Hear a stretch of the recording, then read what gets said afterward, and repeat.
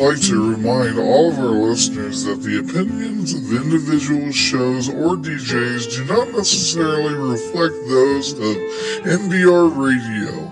Please keep in mind this is entertainment and intended for the listener with a sense of humor. Portions of this program may not be suitable for those under the age of 18. Parental guidance is suggested.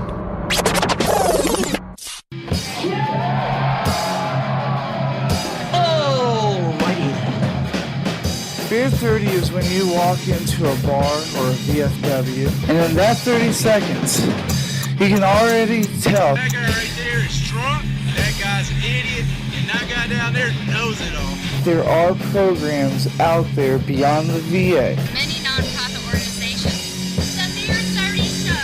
It's the Beer30 Show. Made by veterans. All right, everybody, thanks for keeping tuned in.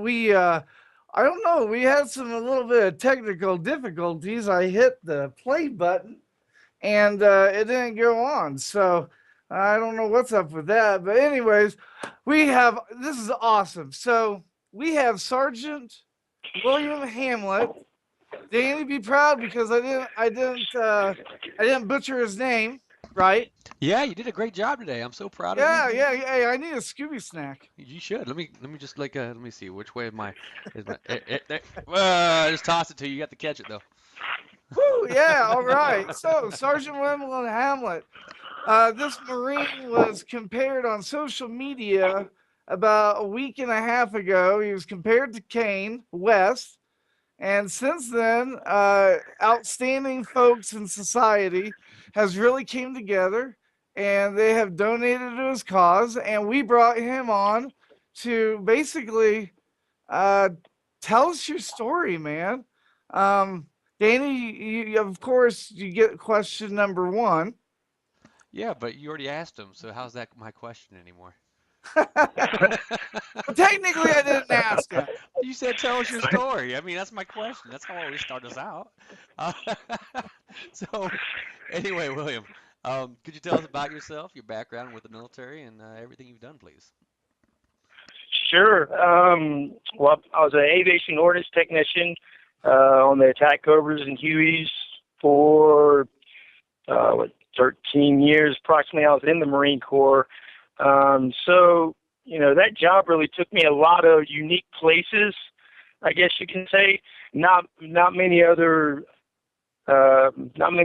squadron aviation Marines got to go where we got to go. So he got me to open my eyes to new things, and not new things to what's really going on, but new things to me in the world. You know what I mean? So that was pretty neat. But I did 13 and a half years in the Marine Corps, 4 tours. I did, my first one was the initial push into Iraq in 2003. And then the dates would be a little vague, but the next one would be 2005, 2004, 2005-ish, and that was with MEU, and then we did a couple of operations, not only in Iraq, but in Jordan. We did some stuff with Egypt as well. That was when the rockets were almost hit the U.S. ships in Jordan. I was a part of that whole shenanigans. And then 2006, I did a push to Iraq as well, 7-month stint. I did some time in Ramadi, just outside of Ramadi, actually, a place called KV, Korean Village. And then Afghanistan was 2008, and that was the last one. So yeah, 4 and 5 years, which, I mean, I still got buddies that are pushing double-digit deployments out there now still. So I mean, it's an ever-going evolution.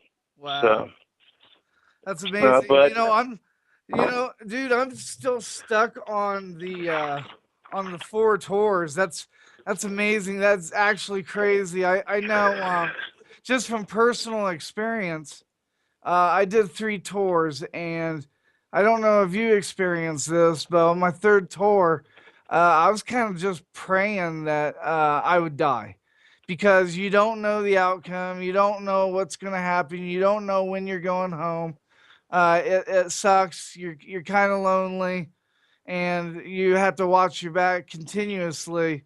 I don't know if you was like that or not, but I got that on my third tour. I also have to mention though, my best friend, he died, so that had a lot to do with it as well. But yeah, man, dude, I'm stuck on the 4 tours, man. By Mhm. first, thank you for your service.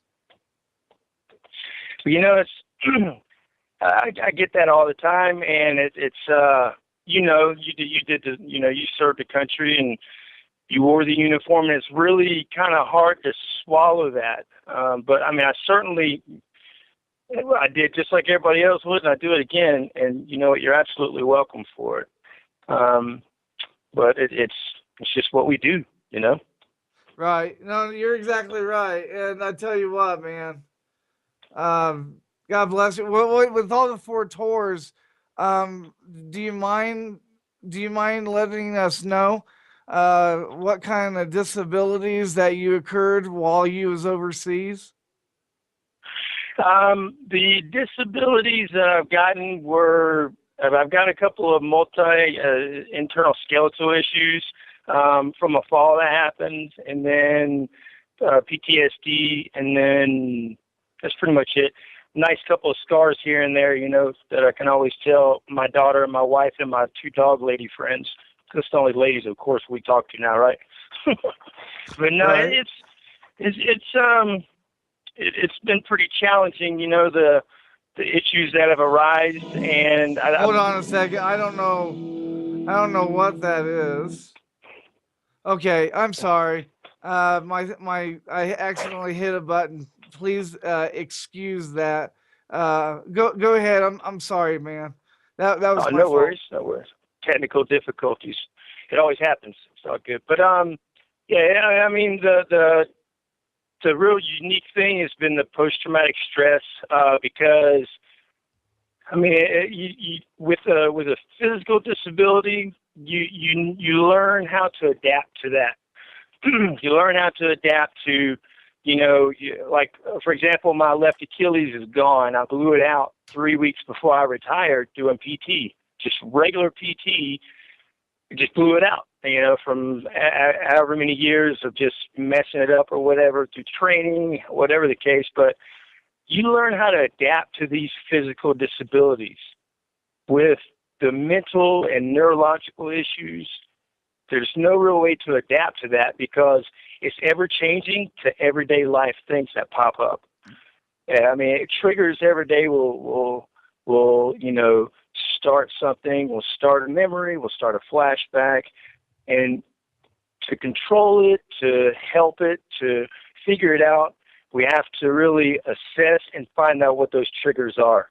And once we do that, it's a lot easier and it's a lot better life. But that's the biggest struggle, and I mean, we see it every day. Every day, just look around. You can see it on social media. The news is sure as heck not shy to let it out there either. You know, if anything happens with anyone in a uniform, they certainly throw the arrow right at the mental attributes. What are the issues here? What happened? Where's he been? What's the problems? But it's good that they're doing that now because 10 years ago they weren't. Right. And 10 years ago it was as big of an issue as it is now.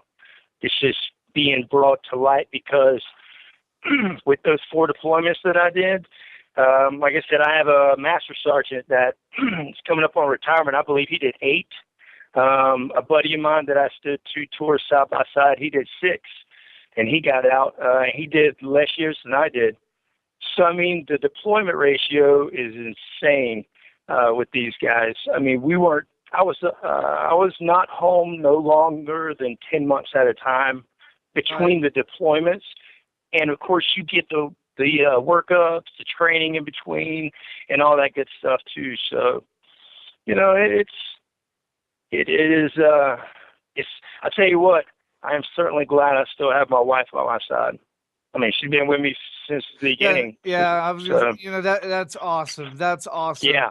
That we're kind of running out of time. There's a couple questions that me and Danny still need to ask you that you haven't answered, but to your wife and to all the spouses that deal with military guys, especially guys with TBI, and I think you have that as well. We Yeah, thank you. You guys are the backbone that keeps us driving. So they are. we need Yeah, to let the spouses know that we really thank you, and we're gonna have our times. You're gonna have your times. Just be very, very patient. that's right. That's So right. before we go, I'll let Danny ask uh, his question. Danny, go ahead and ask the number 5 because I'm gonna ask him how he feels about being compared. But you can go ahead and ask him number 5. Well, thanks, Joel. I was wondering when I could talk again. You see, that's the humor I bring for him. I was Navy, and like you guys, you Army, Marine guys, you guys are too serious. Us Navy guys, we're like frat boys. We just kind of wait for our turn. Frat boys, huh? Yeah, I consider the Oh, Navy the frat house of the military. Um, I'm not. I didn't say any of that. You did. I Okay. will, and Let that be on record. Okay. So anyway, What's number 5, gentlemen? What's number 5? Number five. Since Joel wants me to ask number 5, how was the viral social media post of you next to Kanye West? How did that affect your life? Wow. Oh man. Aside from being a short-time celebrity, no, it really helped me out because it it opened up the possibilities of us actually getting the ADA home that we need or that I need. So that right there in itself is a life-changing thing. To get that out of it, a positive that big, you couldn't fantasize for anything better than that. I'm sure other people could, but I certainly can't. The accessibility is a big thing for us. Yeah. It's certainly a big frustration. So, and a lot of people will understand that. The internal musculoskeletal issues is a big problem. So, and then the Achilles, not being able to walk anymore, that type of stuff, getting around. So, does that answer your question? I believe so. You'd have to. I'm not sure because see, Brandy's the one that writes our questions. Brandy's our backbone of the show. Our producer. Okay. Our So producer. we don't know if the answers will be even put out there today. Well, So we'll there's see these the right answers answer anyway, right? if any of the listeners ever have questions we want that they want answered, feel free to like send us a message like, hey, I want to know about this with these nonprofits. Feel free to do that. But Yeah. so I mean that's awesome. I mean something like that would always affect somebody's life in some way, and it's kind of interesting to hear your side. Right. So Joel, since I've been talking for like 3 minutes, I'm gonna let you talk. Well, I tell you what. So we've ran out of time, but 2 things that we want to say. Once again, thank you for your service. Yes, sir. I do actually have another question for him. That's from one of our Okay, listeners. and I was gonna tell you on the 15th, on behalf of the Beer 30, we are going to donate $50 to your GoFundMe page Oh, wow. to kind of help you a little bit. And Well, thank you guys. Thanks. That's great. I really appreciate that. Go ahead, Danny, ask the question, and then we're gonna have to go to commercial. All right, so I got a question from one of our listeners, a listener named Gary. What's next for Sergeant Hamlett? What's next for Sergeant Hamlett? Well, I'd hope to say that within the next 8 months, we should be in the House. So right now, we're in the talks with everyone, the people to get it built, everything like that. So that's great. As far as my life direction, I'm still trying to grasp this retirement from the military thing. I'm just over a year now from my retirement date, so I'm still trying to figure that out. But what we want to do is we want to help other veterans that are in similar situations or in other situations that we know of that they kind of really can't help themselves and really can't quite get to their benefits yet. but we kind of have a lot of resources now. That's another thing that's happened too. So that's a good thing. It's really brought us a lot of resources to help out a lot of other people as well. So. All right. So one last question, and we're gonna let you go. You have the stage. Really quick, in like 10 words or less.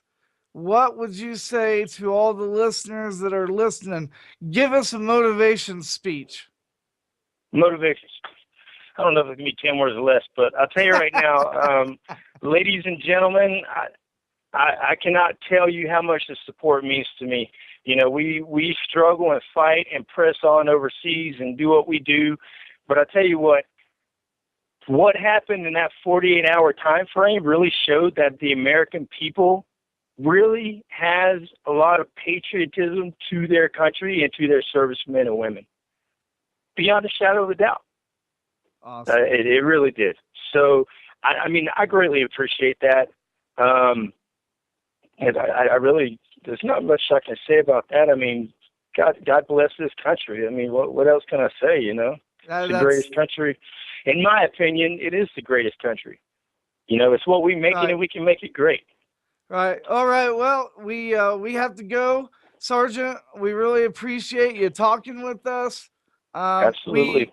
We wish you well, and stay motivated, Marine. That is without a doubt. So, Semper Fidelis, and thank you guys for your time, okay? Take care. Thank you. Bye-bye. Bye-bye, guy. All right. Well, that was Sergeant William Hamlett. And I probably butchered it, but anyways, that was him. He was talking about motivating other soldiers, motivating everybody with a disability that you can do stuff, you know, if you put your mind to it.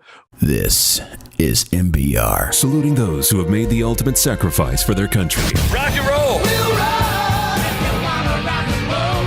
It's only rock and roll. Rocking the troops.